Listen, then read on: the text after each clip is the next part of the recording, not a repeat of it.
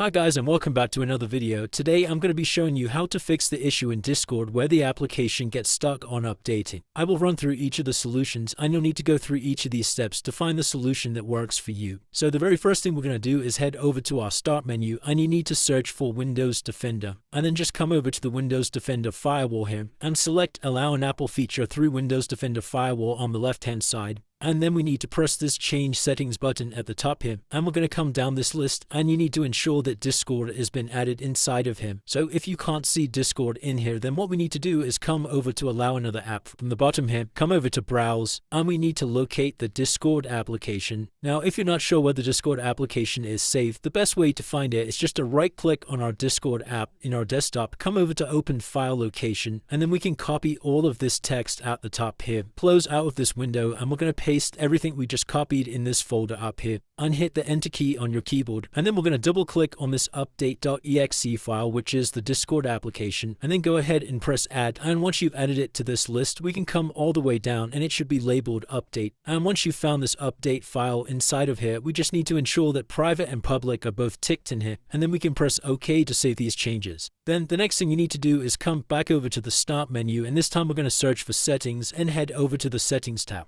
Come down to network and internet from the left hand side here, scroll all the way down to proxy and click this. So inside of here, we just want to disable this automatically detect settings button, and we want to make sure that our proxy is turned off and disabled. As you can see at the bottom here, mine's set to off, and we can then close out of this window, and we're going to come back over to the start menu and this time search for control panel and tap on the control panel icon. At the top here, just make sure view by is set to category, and then come inside of network and internet, inside of network and sharing center, and we're going to press change adapter settings on the left hand side here. Inside of this folder, you need to locate your Wi-Fi connection. So mine's this network over here, and we're going to right click on this and come into properties, select internet protocol version 4 from this list and hit properties, and down at the bottom here, we're going to change this section to where it says obtain DNS server address automatically, and we're going to change this to use the following DNS server addresses, and we're going to try connecting to Google's public free DNS servers. So you just need to type in here 8888 and 8844, and you can press OK to save these changes, and we can close out of this window and then come back over to the start menu and search for run, head over to the run app, and inside of here we just need to type in %app data %, and hit enter. And then come over to the Discord folder inside of him, and there's a few folders that we need to delete from him. So the first folder we need to delete is this cache one. So we're going to right click on this and come over to the trash icon. Now if you get this message pop up saying it can't be deleted, all that basically means is Discord is running in the background of your computer. So you'll need to come over to your start menu and search for Task Manager. Click on the Task Manager tab, and at the top here we can just search for Discord, and then we can right click on Discord and select End Task. This is going to shut down Discord from running on our computer, so we can close out of there.